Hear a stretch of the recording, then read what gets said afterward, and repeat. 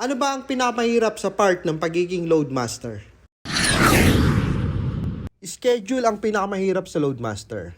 Dahil wala kaming legality like mga pilots. Ano nga ba ang crew legality?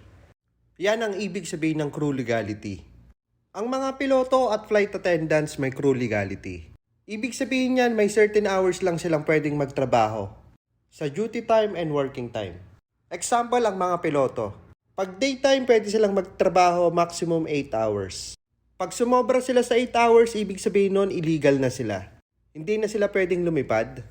Pag nasa station, papalitan sila. And pag nasa outstation naman, pag walang papalit, magle-layover sila. Pero sa aming mga loadmaster, wala kaming legality. Kahit ilang oras kami magtrabaho, duty time man yan or working time, tuloy pa rin ang trabaho. Ang pinakamatagal na duty time ko, inabot ako ng 36 hours. May round trip flight akong Frankfurt. Then pagdating ko ng Saudi, walang naka-assign for US flight. Dahil team player tayo, pumayag ako. Isipin nyo na lang ang mga pasahero. Pag long flight, example natin, Saudi to Philippines, 10 hours flight. Pagdating nyo, pagod na kayo. Ganon din sa loadmaster.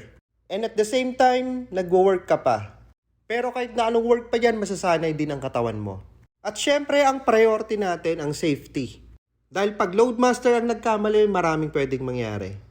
Kahit napuyat ka or pagod ka, kailangan i-secure mo ang mga cargo. Alert ka sa mga possible na mangyayari.